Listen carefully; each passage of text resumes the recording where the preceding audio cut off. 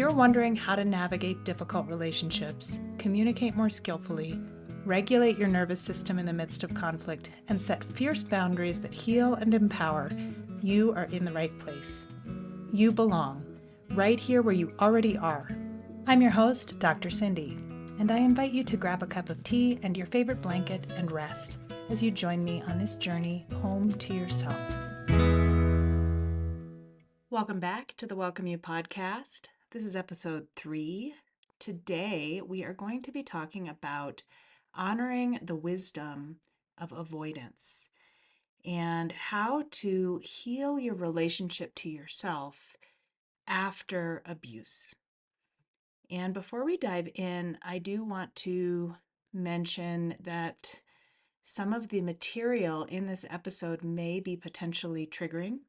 It's really important to take care of yourself and to remember to anchor your attention with some resources in the present moment. If you find yourself getting overwhelmed or triggered, you can return your attention to something like your breath or an object. Maybe you have an object from nature. You might anchor your attention with the sensations of gravity in your body or with sounds. And please know that if you need to pause the recording or stop listening in order to regulate yourself or to just take a break, I won't take it personally. I also want to say that the content that I'm going to be sharing today is quite alive for me in the present moment, some unfolding situations that have stirred up a lot of feelings of righteous anger and some fire within me. And my intention in this episode is to channel that energy for those of you who may feel stuck or trapped in abusive relationships and really offer you some applicable, real world, practical skills for taking your power back and embodying the worthiness and the self-love that are required to stand up for your right to safety and to reclaim your voice and really to recover your sense of self, which is what is taken from us when we are abused. So as we dive into this material, just giving yourself permission here to ground yourself and to care for yourself in whatever way is needed. So my friend was ready to give up on herself. She was texting me pictures of the bruises on her neck from where her abuser choked her. And these are her words that she shared with me. She says, "It's my fault because I keep going back. I'm in a trauma bond. I know it sounds crazy, but I miss him so much when he's gone. I end up answering his call and giving him another chance because I wish so badly he would actually change.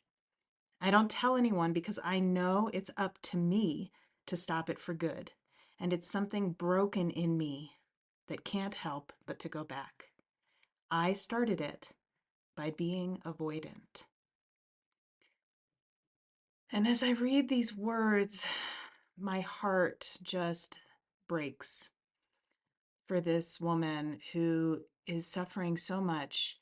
And I can feel this sense of fracturing and this kind of self abandonment. This way that she is utterly abandoning herself because of her deep belief that she is not worthy of peace and safety. So I want to start here by emphasizing the importance of the language that we use to talk about our situation, whether it's just to talk about that situation within our own awareness, our inner dialogue, or whether it's in the language that we use to justify the behaviors of people that put us in danger. And this is really common in situations of emotional violence, physical violence, even things like financial abuse, any kind of relationship abuse.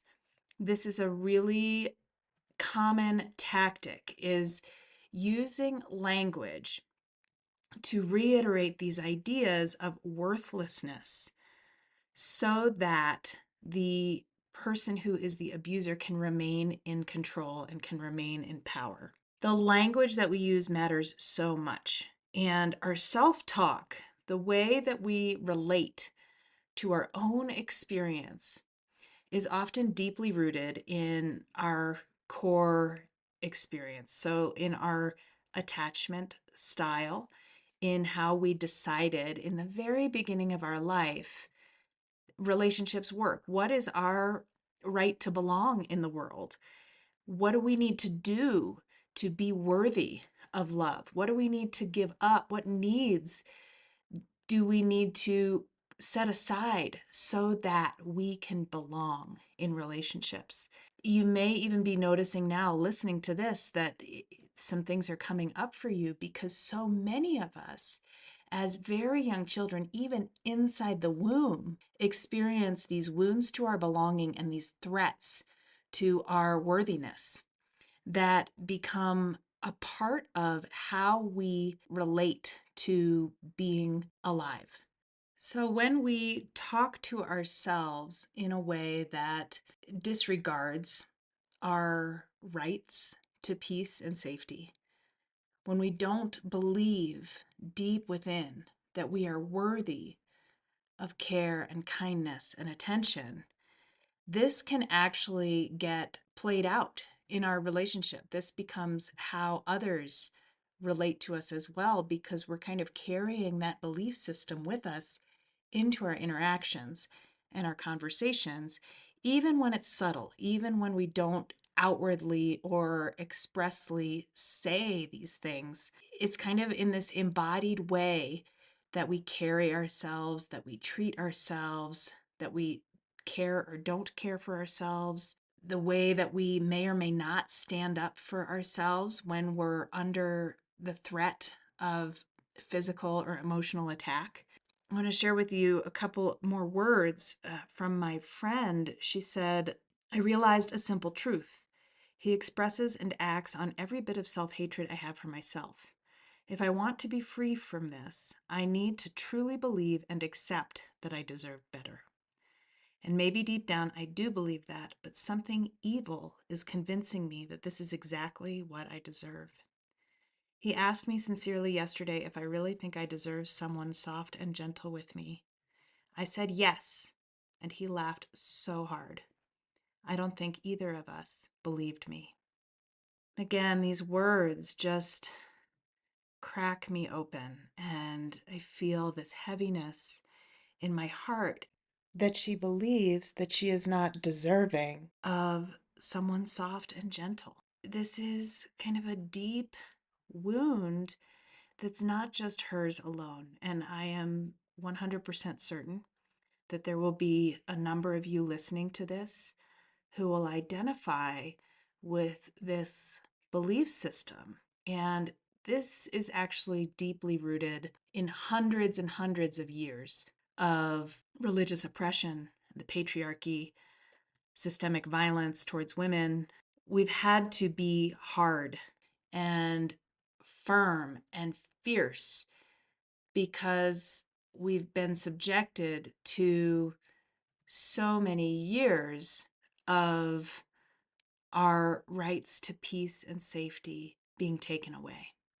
Generational trauma is the signature of the experiences of our ancestors where the nervous system developed in such a way that it was primed for threat and avoidance in many ways.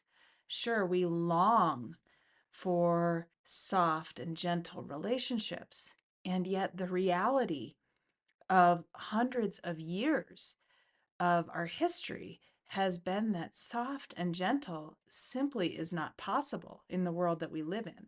I'm going to share a brief kind of history of my biological family here to illustrate the generational impact of trauma.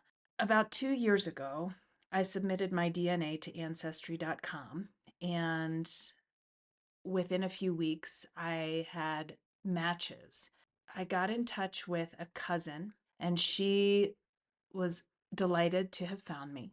And she quickly put me in touch with my birth mother. My birth mother, I learned, had given me up for adoption when I was a year and a half old. It was because she was very, very young. She was basically a teenage runaway, and she was in an abusive relationship with my biological father. She just simply was not able to keep me safe and to take care of me.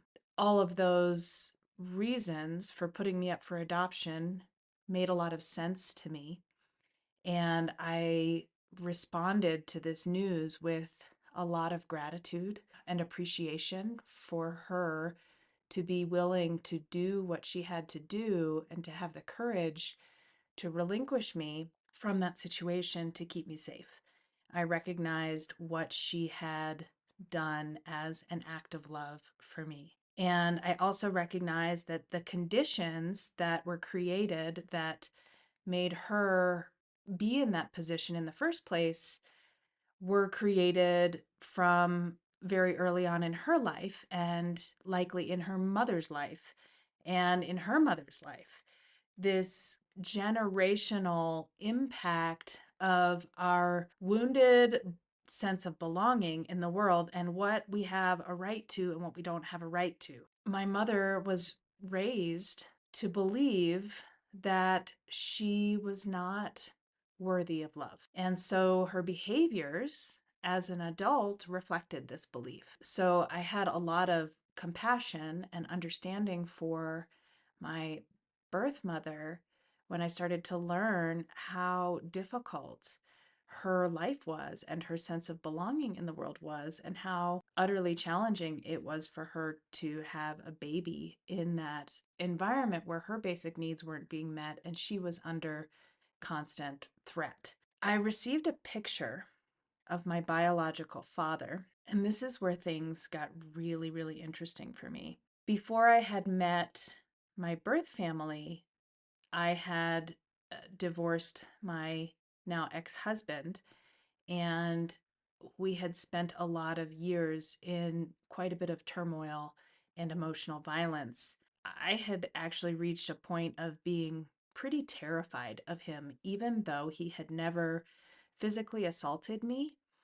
I found myself, when we would get into a conflict, I would find myself kind of dissociating and going into a trauma response and just going to this place of utter terror.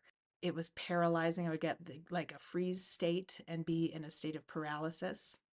And I didn't understand this, and neither did he. But in my mind, I was equating my fear response with my ex husband's threatening kind of behaviors.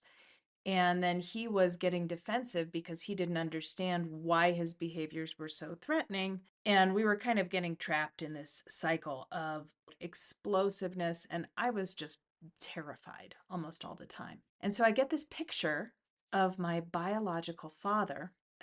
Freud would probably laugh about this, but sure enough, he looks physically very, very similar to my ex husband. I was quite startled by this, but also all of a sudden, so many things started to make sense, especially knowing that my mother had been in an abusive relationship with my biological father and that he was physically violent. So I experienced some of that as a young baby because I wasn't put up for adoption until I was 1.5 years old. So I had kind of this marker from a very young age of associating this set of physical features with physical violence and abuse. And so the fact that first of all, that I chose a partner that resembled my biological father is very, very interesting. But also my fear of my ex suddenly made a lot more sense to me when I saw this image, because it wasn't necessarily fear that was based in a real present moment physical threat. But my nervous system did not know the difference because my nervous system was equating my ex husband's physical stature, his appearance, his mannerisms. My nervous system was equating all of that with this very early experience of inconceivable violence that I witnessed as a baby. Understanding this all of a sudden really shifted my relationship with my ex to where I was actually able to share with him what I was learning about my fear response and to some degree to hold myself accountable for my own fear based thinking and reactive behaviors, which actually create this kind of response of reactivity. Like fear begets fear. My sudden tensing and bracing and clenching up in terror was having an impact on my ex that made him react with anger and defensiveness and big gestures that I found even more threatening. So it was kind of this cycle that was coming from, it was being triggered from a pre verbal experience of trauma in my body that was still kind of alive in there for me rather than an actual threat in the present moment. Acknowledging this and acknowledging that I was coming into every single interaction with my ex-husband with this traumatized nervous system, that then gave me the opportunity to take care of myself and to understand where I needed to place some boundaries so that we weren't kind of pouring gasoline on the fire, so to speak. So, acknowledging that the fear response was coming from a deeply wounded place within my system that was based in my biological father's experience of trauma and my birth mother's experience of trauma, that helped me to start to put new possibilities on the map, to start to rewrite the story I was telling myself and to externalize some of that undischarged traumatic energy in various ways. About a year after that, I found more information. I got more connections with my biological father's side of the family. And a second cousin was actually kind enough to mail me a stack of photographs, not just of my bio dad as a young child, but of many generations going back. I think I have photographs going all the way back to the early 1900s. I spent a significant amount of time kind of examining the facial expressions and the physical posture of the people in these photographs. And what I noticed as I looked at these pictures was that for generations and generations, the men in the family looked as if they had experienced quite a bit of physical violence. Just kind of using a little bit of my imagination, I could see in there the heaviness of their shoulders and the kind of hardening of their eyes that they had watched people in their family physically hurting other people and perhaps been at the receiving end of some of that physical abuse as well. I could also see in the women the heaviness of holding themselves together and containing themselves and sacrificing their own experience in order to keep a family together that was characterized by this legacy of alcoholism and physical violence. There was kind of a hard set of the jaw, a hollowness of their eyes, just this kind of look of absence, as if they had given up any chance or any hope of authenticity or self expression a long, long time ago. And that they were kind of existing in survival mode, but also having to kind of hollow out, having to go away and dissociate to be able to keep going in the midst of so much violence. So, learning all this about my biological family helped me to understand that my fear response and that my aversion, my avoidance of intimate relationships comes from not just a deeply wounded place within my own lifetime, but from generations and generations of abused people. And this was showing up in my relational dynamic with my ex husband as I was continuing to make myself available to be on the receiving end of emotional abusive behaviors and emotional violence. Even though I did understand at that point that my reactivity was actually fueling the fire to some extent, there were still a number of behaviors on his behalf that I had been tolerating and accepting and maybe even inviting with my belief system. That understanding then gave me kind of a new perspective so that I could start to look really carefully at one, where I needed to put up some fierce boundaries, like I talked about in the last episode, but two, how I was relating to my own sense of belonging and worthiness and safety in the world. What did I believe about myself that was actually creating the opportunity for me to be engaged in the emotional violence? And this is where I want to come back to my friend and her realization that her abusive partner is expressing and acting on the self-hatred that she has for herself. The Welcome You podcast is a production of Safe Within Wellness, an organization dedicated to supporting survivors of complex and systemic trauma in healing their wounds of belonging and thriving in relationship to themselves. Please help us keep our content ad-free and accessible to all by donating at safewithinwellness.com. Your presence and support matter more than you know. So recognizing this belief system is so important because now we have this information about how we relate to our experience that we can then bring some care and loving awareness to.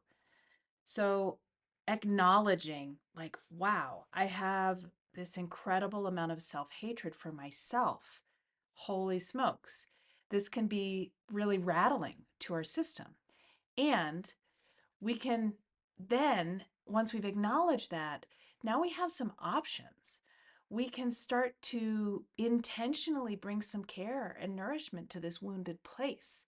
Where was it that I learned in my history that I'm not worthy? How did I make up these things about the world? And what did that young part of me need that it wasn't getting? And how can I then now, in the present moment, offer to myself that missing experience? So this is a really kind of multi-layered process, and one that you may be able to navigate with some support from a trained somatic psychotherapist. There is a modality of therapy called Hakomi, which is a mindfulness-based somatic psychotherapy. And in this modality, basically what happens is through these little experiments in mindfulness, you have this opportunity to identify your core beliefs and what your kind of sense of belonging is in the world. And then because our memory is not necessarily linear, in this mindfulness state, we can touch in to this child part that decided this is how the world works and offer to this child the information that we didn't get at the time. And a lot of times that information is these strategies that you used to keep yourself safe were really, really intelligent response to a bad situation at the time. And they were so, so useful when you adopted them. You've survived. You have lived through all of those years of difficulty, and that strategy has kept you safe. However, it may no longer be useful in the current situation that you're in. Knowing that, now what possibilities are there that you may not have seen before because you were living from this place of survival? And how can we get there without necessarily going through weeks and weeks or months or years of therapy? It can be challenging. But I do think that it's possible. And I think that it starts with really starting to cultivate this caring relationship with ourselves. Even if it feels really uncomfortable at first, even if saying things to yourself like, I deserve a soft and gentle relationship, or I deserve care and attention, or I am worthy of peace and happiness. Even if saying those things to yourself feels really clunky and uncomfortable, do it anyway. The way we speak matters. The words that we use with ourselves influence the experience that we have in the world. If we are constantly saying, I can't do this, I'm not worthy, it's no use, then we make that our reality. But if we can shift the language that we're using, actually, literally with the words, change the story that we're telling by reframing these negative self talk thoughts into kind of a growth mindset, just like we would do with students in a classroom. Like a student who says, like, I suck at math. We might try to encourage them to change that language to, I'm learning something new and it's not easy, but I can do it. It's okay to be a learner. It's okay for this new way of relating to your experience to feel really different and uncomfortable at first. And it makes a lot of sense that it will. Before I found my biological family, in the years very soon after my divorce, I was working through some of these therapeutic processes, and I had started to identify that my core beliefs were very confused around being too much and not being enough. I was too much in a lot of situations and finding that I was told I needed to contain myself. And this was both in my physical body, which has always been a large body, and also in the way that I was showing up. There was this feedback that I was constantly getting that I was loud, that I was impulsive, that I was oversharing, and that I was just basically too much in situations. And then at the same time, I had this really conflicting set of beliefs around not being good enough, not being good with money, not being good at discipline with my diet, not being good at committing or teaching or showing up or professionally. And this both of these belief systems went way back into my earliest years.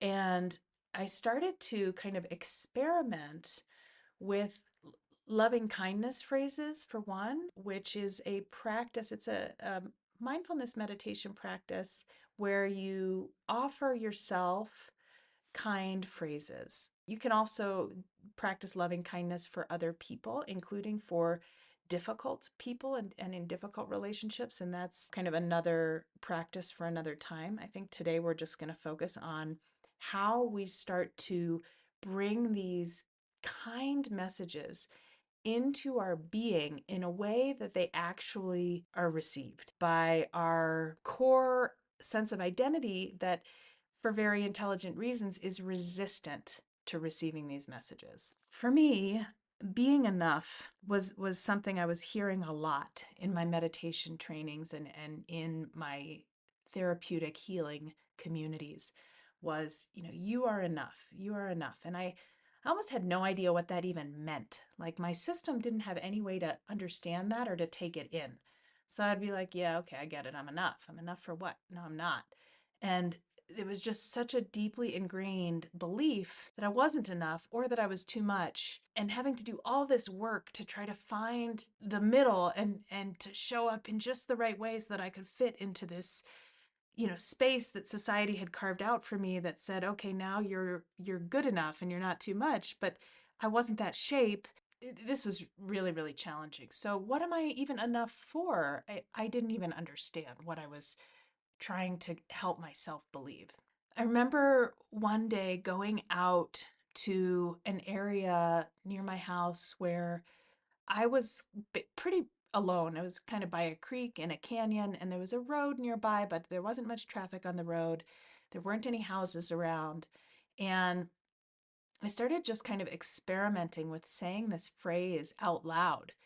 And the first time I said it, I am enough. Like, I, I almost felt like I had somebody's hand over my mouth. Like, I wasn't allowed to say that. Like, it was selfish to say that. Like, I was being arrogant if I said out loud that I am enough, that I am deserving of my own care and attention. And so I kind of whispered it the first few times I said it. I was like, I am enough. I'm enough. And it felt really awkward coming out of my mouth. But I started to feel, as I repeated this phrase, I started to kind of slowly believe it a little bit more and to have a little bit more power behind it. And I started to say it a little louder and a little louder. I am enough. I am enough. And then emphasizing different words. I am enough. I am enough. And kind of doing that theatrical sort of playing around with the language and the way it felt coming out of my mouth, believing that if I said it enough times with enough power and enough ferocity, that it would actually become true and I would indeed be enough. After a few minutes of repeating this phrase and finding more and more power behind it, I ended up really just kind of screaming it into this canyon and hearing the echo as it bounced back to me off of these canyon walls, and really giving myself permission to shout and scream, I am enough. And it became true through the expression of that, through the willingness to access my kind of primal fury and my authentic voice and the guttural depths of my own worthiness, and to move that from being trapped inside my body and stored in this tiny little ball out into the world with my voice. That in and of itself was a very powerful act that I still kind of equate to being the beginning of my journey home to myself.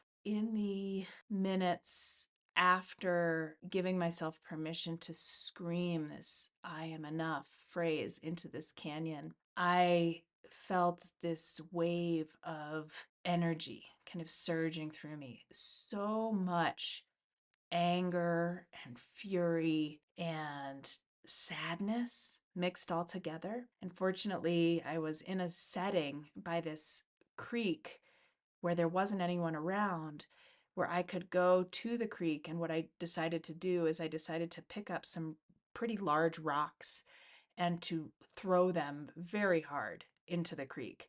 And to give myself permission to externalize the feelings that were coming up in me as I opened the gateway to all of these pent up experiences that had just been balled up inside me, feeling like they weren't allowed in the world because I was too much for the world. I think this is the first practice that I will offer you today in this episode, is to, in a bite sized way, start to give yourself the message that you are deserving of your own attention, that you are enough, you are worth care, you are worthy of taking the time to tend to your own wounding. You deserve safety. You deserve to be peaceful. And this might just look like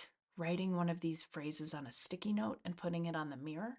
It might look like reciting some affirmations each day. Because we have this kind of inherent self critic that is reinforced by the world around us. We have to do this kind of radical act of counteracting all of these messages that we're getting from the world around us, whether it's messages from our abuser, whether it's messages from media, whether it's messages from our childhood, our parents or our parents' parents or our great great great grandparents. What we have to do now, the task in front of us becomes to put a new possibility on the map for being enough, for being deserving of peace and safety. So start with just writing I am enough on a sticky note. You might see what it's like to go into the bathroom and just whisper it to yourself in the mirror. You might take some time in your car when you're not around anyone who's going to hear you or judge you or think that they need to call the police because you're having a big experience.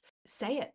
See how loud you can say it. Start to notice what happens for you, what unfolds for you as you give yourself permission to say it over and over and over again enough times so that you'll actually believe it. It might be, I deserve safety. I deserve safety. And saying it with some force, getting fierce about it. And you might even, if you have kids and you're in a situation where you're being abused, you might even think of saying it to your kids, imagining that they're in a situation where they're getting treated the way you're allowing yourself to be treated.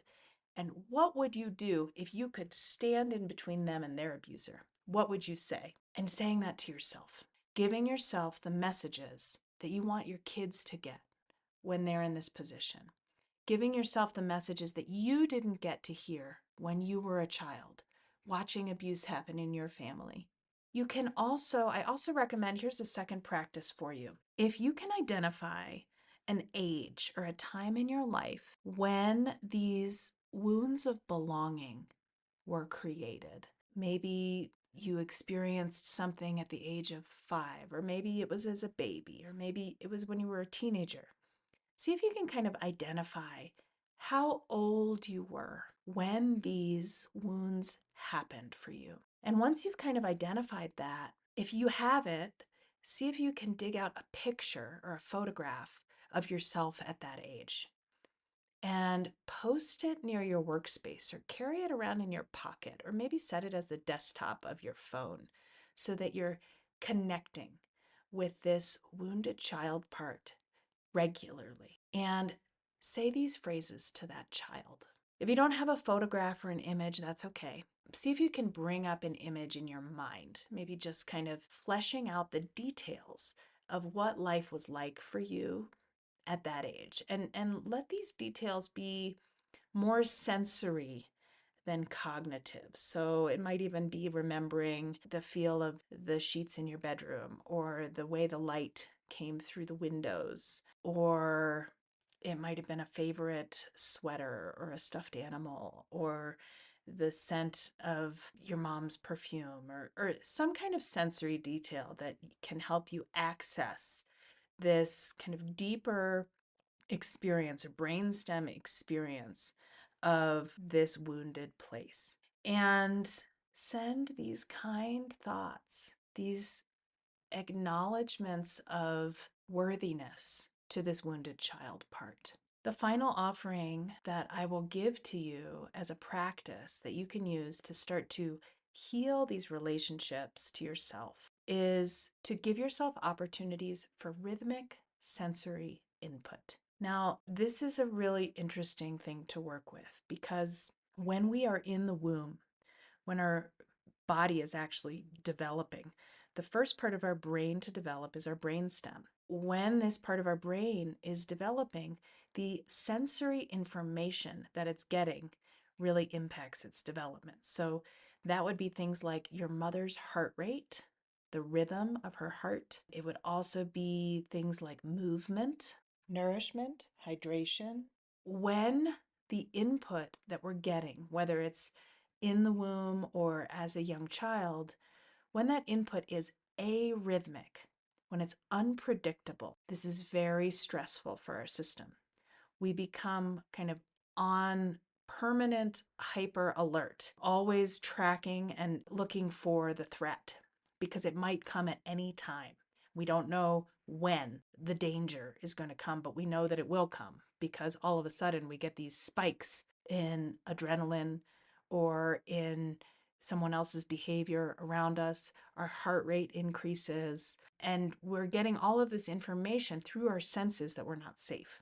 If, however, we are fortunate enough to be in the womb in an environment that is stable and rhythmic and predictable and free from stress and anxiety and threats or spikes in fear, reactivity, then what we experience is we experience rhythmic sensory input. So we have a regular, steady heartbeat that we're hearing. We might be experiencing gentle movement, like swaying back and forth or rocking as our mothers walk or move with us through space in a rhythmic and predictable way. If our experience as a fetus or as a young child did not have enough rhythmic sensory input, basically our nervous system learns that the world is dangerous, relationships are dangerous, fear and threat are everywhere, and I need to always be ready. And this is very, very taxing for our nervous system. So, something that we would do in trauma work and in therapy is to give as many opportunities for experiencing rhythmic sensory input as we can, because we can go back and revisit developmental tasks that we didn't get to achieve, and we can add information to our system that wasn't available at the time. There's lots of things you can do for rhythmic sensory input.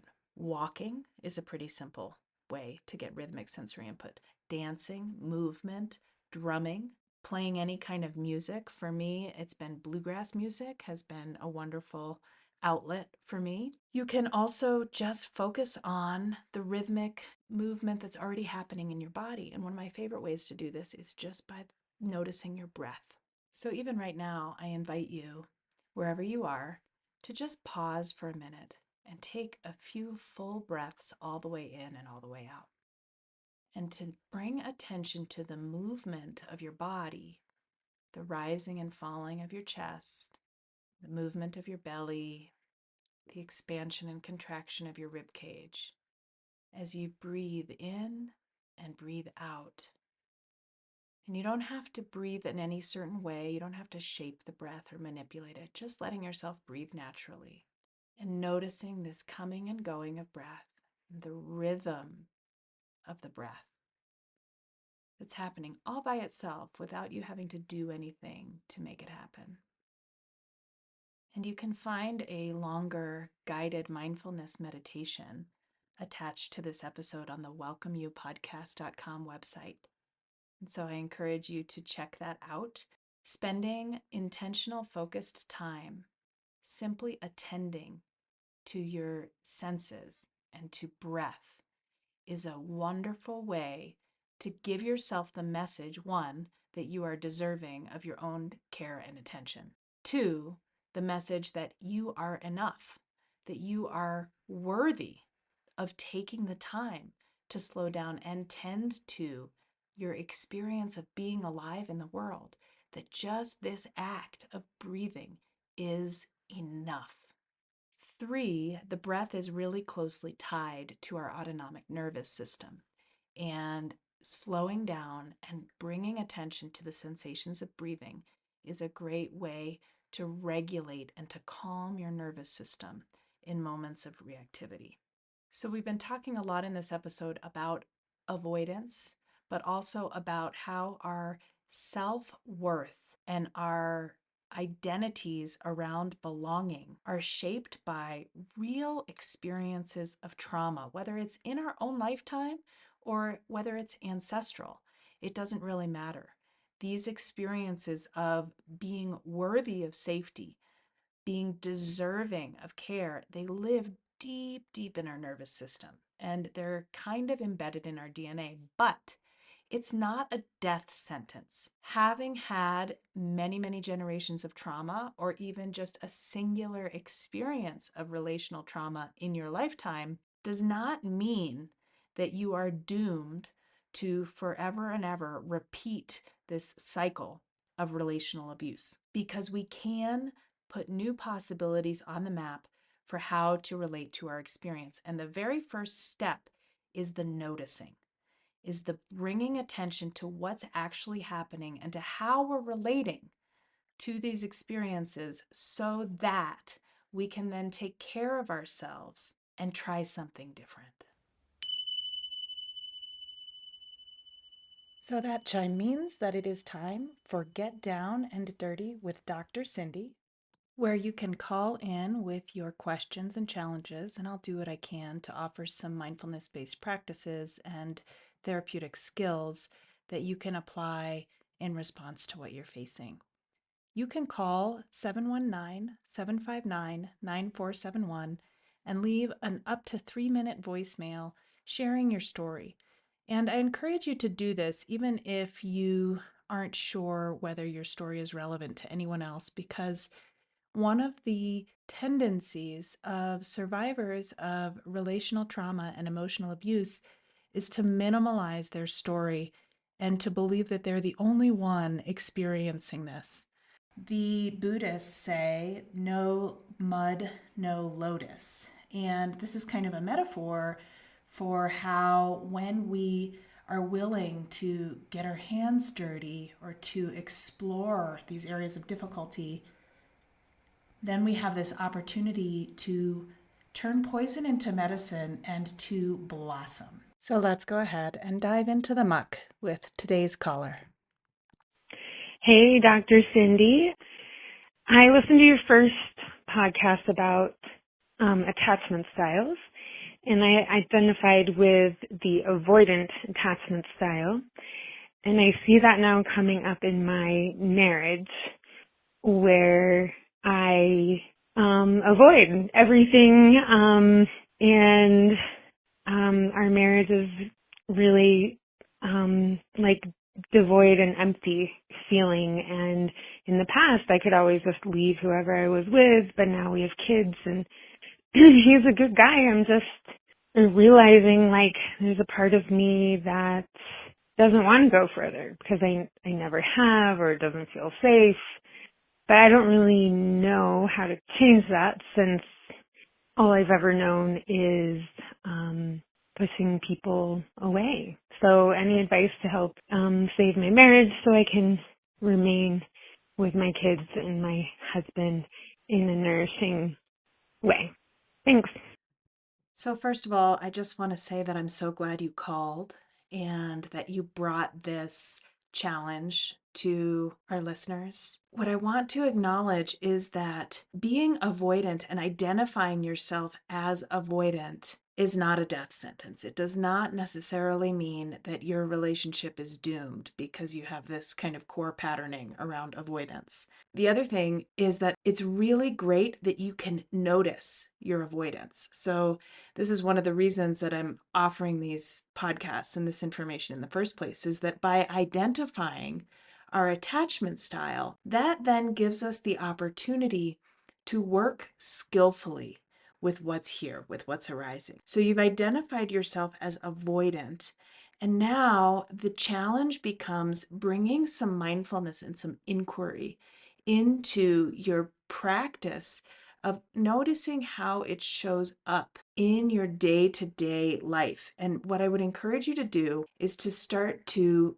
see if you can identify the moments when that avoidance voice gets pretty loud in your system. And then give yourself a chance during those moments to slow down and get really curious about what's happening for you. This might be just noticing the sensations in your body in that moment of avoidance. It doesn't have to mean going into this kind of heady place of trying to figure out why you're avoidant and why you're feeling this way right now and what you can do differently to try to save a marriage and all of those things. Just giving yourself permission to have the feelings that you're having in the moment that you're having them. So, avoidance is here. And how do I notice that? Might be just a bracing or a tensing or emptiness. You can notice this and just slow down with the felt sense of this experience in your body as it is actually happening. This is actually kind of the antidote to avoidance, right? Because instead of trying to run away from our experience, we're giving ourselves permission to be with it. Then we have the opportunity to ask this really important question: how can I best take care of myself given what's arising? Given what I'm feeling here in this moment, noticing all of this avoidance, what do I need? What's needed so that I can best care for myself in this situation? It might be that you need some time with yourself. Sometimes I think avoidance and this kind of claustrophobia that avoidant folks can get in relationship is basically kind of a homesickness for ourselves. Because if we are avoidant, that means we most likely developed this strategy of being on our own and got pretty good at it when we were kids. And so we have a pretty strong relationship with our inner world. And I recharge and renew myself in solitude, and I need certain chunks of time in order to be able to come home to myself, to revisit with myself, so that I feel fully alive and prepared to be relational. Without that time in, I don't have the energy to be outwardly energized. This is just one of the ways that you can kind of work skillfully with avoidance as it arises, is bring attention down into the body and notice what you're actually feeling in the moment. The next thing I would recommend to you in your situation, especially since you said that your husband is a good guy and that your relationship in general is relatively emotionally safe, even though there is this kind of longing under the surface, this unmet need to be true to your authentic nature. It does sound like there might be the possibility of having a conversation with him, a compassionate, nonviolent communication with him around what you're noticing and what you're experiencing and what your needs are underlying what's arising for you. If he can receive that without it being, something he has to defend himself against or something that he's doing wrong in the relationship, but more something that you've noticed is a pattern that you brought with you into this relationship from your past, and now it's showing up, and you want to take care of the relationship and hold it with some loving awareness because you want to stay with your kids, you want to stay with your family. That then gives you the opportunity as a couple to engage in this kind of skillful, mindful inquiry around this experience that's happening. So, can you identify together what the triggers are for this feeling of avoidance? What are the behaviors or the conditions that are creating this feeling for you of needing to avoid or run away or do it differently? What are the patterns that you guys have sunken into? What are the patterns that you've developed over the years of your marriage that may actually be adding to the tension in the relationship or adding to the exiling of these parts of yourself that are just really longing to be seen and to be known? And how can you maybe make some space to deepen your relationship around that inquiry together into how you relate to being a human being in the world and what it means to belong? I also kind of wonder if it would be a possibility if he would be open to some of these affirmational phrases, maybe just adopting a practice together of lifting each other up. Because one of the things that happens in relational trauma, whether it's in our current relationship or we're carrying it with us from the past, is this kind of sense of worthlessness or not being good enough or not having the support or the language or the being seen and being known that's lifting us up into our truest, most beautiful versions of ourselves. So, in addition to saying, I am enough, I am worthy of my own care and attention, what if you guys could offer that to each other? And again, it may feel awkward and clunky at first, to just look at your partner and say, just want to let you know that you are enough for me. Just want to let you know that you are worthy of care and attention and safety. And there might be a couple of different ways that you can show this with your actions and your behaviors, in addition to just saying the words. But the more you say them, the more you'll speak them into truth, both for yourself and for the relationship in general. So we can practice all of these things that I've mentioned in this episode inwardly for our own wounded parts. But we can also share them with the people that we love, the people who we're in relationship with our kids, with our partner, with our family, and let them know that they are enough, because they're certainly not hearing it enough.